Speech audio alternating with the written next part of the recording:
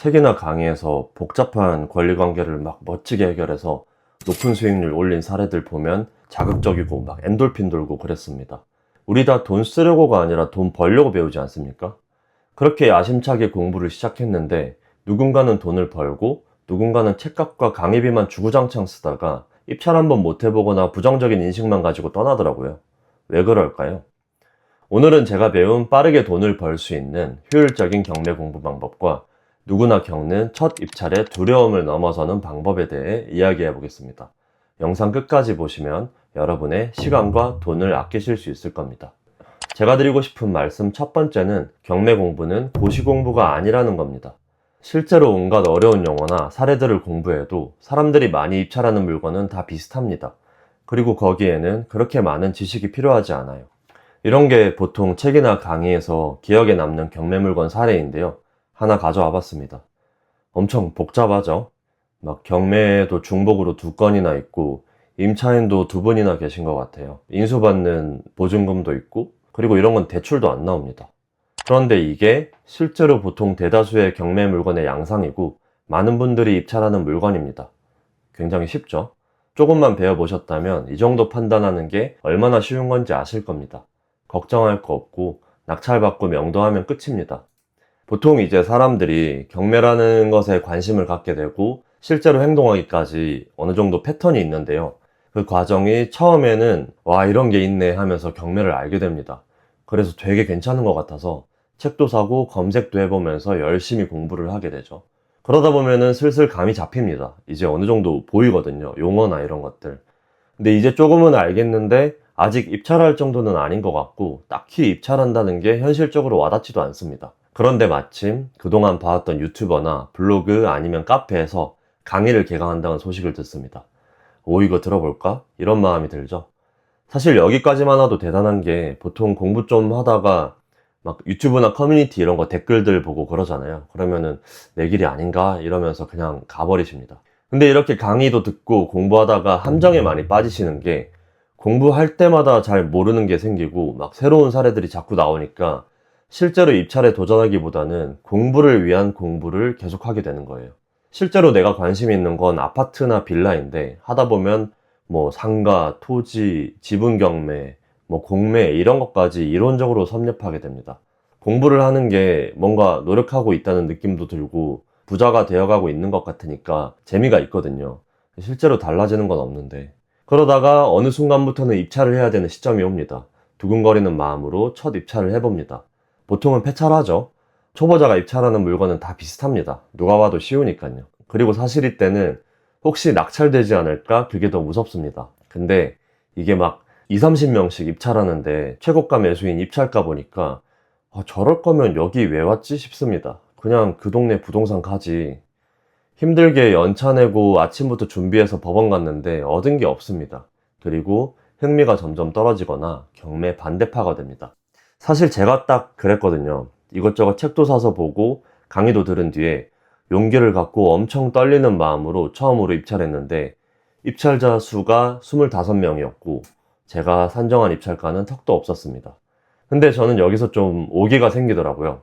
그리고 자신감도 붙었던 게 내가 문제 없다고 판단하고 입찰한 게 틀린 분석이 아니었구나. 그러니까 이렇게 경쟁자가 많구나 싶었고 이제 천천히 입찰가 감 잡아가면서 하다 보면 언젠가 한 번쯤은 되겠다 싶었습니다. 그래서 두 번째로 제가 추천드리는 경매 공부 방식은 기본을 배우고 나면 실전 위주의 공부를 하라는 말씀입니다. 첫 입찰에서 느꼈던 게 그전에는 내가 공부를 더 해야 하는 건 아닐까 엄청 걱정됐었는데 이거 어차피 공부 아무리 더 해봐야 입찰할 때 실수하지 않을까 불안한 건 똑같을 것 같고 유튜브나 강의로 맨날 신기하고 멋진 사례들 봐봤자 내가 실제로 어떤 물건에 입찰하려고 마음을 먹어야 진짜 거기에 문제가 없는지 집요하게 보게 되더라고요. 이 돈 버는 것보다 돈 잃지 않는 게 더 중요하잖아요. 그리고 제가 가진 지식으로도 그 정도 분석하기에는 충분했고 또 그런 물건이 대부분이기도 했습니다. 그리고 경매 입찰에 진짜 중요한 건 권리 분석보다는 그 물건의 가치 판단이었습니다. 좋은 물건을 찾고 시세를 파악하고 수요를 파악해서 얼만큼의 가치를 지니는지 내가 얼마에 입찰하면 되는지를 판단하는 게 훨씬 더 시간이 오래 걸렸고 중요했습니다. 이런 건 책이나 강의로 배우기가 어렵잖아요. 직접 해봐야죠. 공부나 강의가 필요 없다는 게 아닙니다. 다만 아무것도 없이 책과 강의만 듣는 공부에는 한계가 있다고 생각합니다. 그런 분들이 있더라고요. 막 1년, 2년 공부만 하시는 분들. 내가 입찰할 물건이 정해지지도 않았는데 이론만으로 배우는 것에는 분명히 한계가 있습니다. 필요에 의해서 공부를 해야지 내 거가 되죠. 저는 처음에 경매를 책으로 공부했었는데요. 한창 꽂혀서 경매책 여러 권을 읽었었는데 첫 번째 책이 가장 감명 깊고 배울 게 많았고 그 뒤부터는 솔직히 딱히 다른 게 많지 않더라고요. 저자의 사례나 멋진 성공 스토리는 재밌었지만 결국 법원에서는 같은 규칙으로 경매를 진행하는 거니까요. 추천드리는 공부 방식은 책이나 강의를 통해서 경매 입찰에 필요한 기본 개념을 익히시고 나면 그 다음은 만약 충분히 용기가 있으시고 실행력이 높으시다면 직접 입찰하시면서 감을 잡으셔도 되지만 그게 아니고 저처럼 평범한 사람이라면 조금 더 실전 위주이고 멘토로서의 도움을 받을 수 있는 강의를 듣는 것도 추천드립니다. 그 단계부터는 실제로 직접 조사하고 권리 분석해보며 잘못된 게 없는지 아니면 내가 산정한 입찰가가 적절한지 확인하는 정도가 좋은 것 같습니다. 그러니까 만약 강의를 들으신다면 강사님 또는 멘토분과 소통이 활발하고 계속해서 질문할 수 있는지가 좋은 강의를 선별하는 기준이 될 것 같습니다. 기본적인 절차와 용어, 권리 분석 방법, 그리고 더하자면 세금이나 대출 관련 내용도 배우는 것은 좋습니다. 여기서 계속 뭐가 더 있지 않을까 하고 책상 위에서 공부하기보다는 어떤 개념이 등장했을 때 이거 어디서 들어봤다 싶을 정도면 충분하다고 봅니다. 그리고 어차피 공부는 아무리 해도 새롭습니다. 기억은 날아갈 수밖에 없습니다. 세 번째로 쉬운 물건은 수익이 적다는 말도 많은데요. 이 조바심이 문제라고 생각합니다. 이 사람이 한두 번 패찰하고 그게 막 10번까지 넘어가면 슬슬 조바심이 나거든요. 그러면은 내가 생각한 적절한 입찰가보다 높게 쓰게 되고 그러다가 낙찰을 받아버리면은 수익이 적은 겁니다. 이 인내심이 필요합니다. 내가 목표로 하는 수익률을 정하고 원칙을 지키면서 입찰해야 됩니다. 처음에는 최대한 보수적으로 그리고 점차 감을 잡으면서 낙찰을 받을 법한 입찰가를 알게 되실 거예요. 그러면은 입찰가를 조금씩 높이면서 입찰하되 오버해서는 안 됩니다. 입찰 계속 하다 보면은 언젠가 내 차례는 옵니다. 평균 입찰자 수가 지금 구글 AI는 6.9명이라는데요. 대략 7명으로 잡아서 단순하게 생각하면은 7번 입찰하면은 내 차례 한 번은 온다는 겁니다. 그리고 처음에는 수익이 적어도 수익을 조금이라도 냈다는 이 성취감을 느끼면은 계속 할 수 있는 원동력이 된다고 생각합니다. 저는 개인적으로 이렇게 쉽고 경쟁 치열한 것만 한다고 해도 꾸준히 입찰하면 1년에 2건 정도 받는다고 가정했을 때 그래도 웬만한 직장인 연봉 정도는 벌 수 있겠다 싶더라고요. 그러다가 더 수익 욕심 생기면 그때는 어려운 물건도 찾아보고 더 공부도 해보고 그럴 것 같아요. 마지막으로 입찰을 해야 하는데 처음 입찰하기 너무 무섭다고 하신다면 제가 추천드리는 방법은 조사하다 보면은 그런 물건이 있을 거예요. 아무리 눈 씻고 봐도 이건 죽었다 깨나도 절대 문제 없는 물건, 시세도 뚜렷하고 매력적인 물건이 있을 겁니다. 그러면은 일단 법원 가서 그 물건 최저가로 입찰해 보세요.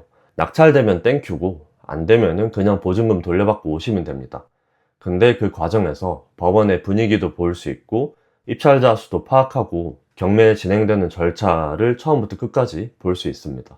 그러면서 내가 분석한 게 맞구나 하면서 자신감도 갖고 점점 익숙해지면서 낙찰에 가까워질 수 있을 거라고 생각합니다. 한두 번 낙찰받는다고 인생이 바뀌지는 않습니다. 하지만 경매는 평생 쓸 수 있는 도구입니다.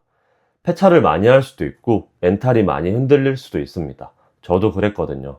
하지만 누구나 쉽게 할 수 있었다면 경매가 가지는 메리트가 분명 없었을 거고 그렇기 때문에 누구는 경매로 돈을 버는 반면 누구는 경매 끝물이다, 재미없다 하면서 떠나는 거라고 생각합니다. 중요한 건 내 기준을 뚜렷하게 세우고 꾸준하게 하는 거라고 생각합니다. 그러다 보면은 선물 같은 낙찰도 찾아오고 내 실력도 늘어나게 되어 남들과는 달라질 겁니다. 앞서 말씀드린 내용 4가지. 첫 번째, 경매 공부는 기본을 배우며 이거 어디서 들어봤다 싶을 정도로 배우면 된다. 두 번째, 그리고 나면 입찰할 물건을 산정하며 실전 위주의 공부를 하자. 세 번째, 조급한 마음을 조절하고 원칙대로 입찰하자. 마지막으로 첫 입찰이 너무 두려우면 진짜 깔끔하고 매력적인 물건 하나 찾아서 최저가로 입찰을 시작해보자. 잘 기억하고 실천하시면 가장 효율적으로 경매를 배워 수익을 보실 수 있을 겁니다. 오늘은 제가 경매를 공부하며 겪은 경험과 바람직한 경매 공부 방식에 대해 이야기해 보았습니다. 앞으로도 경매를 배우시거나 입찰하시면서 미리 알아두면 좋을 내용으로 도움이 될 만한 영상을 드릴 테니 구독과 좋아요 해주시면 감사드리겠습니다. 입찰할 용기를 갖지 못하고 계신 분이나 경매를 이제 막 시작하신 분들께 작은 도움이 되었으면 좋겠습니다. 오늘 영상은 여기까지입니다. 끝까지 시청해 주셔서 감사합니다.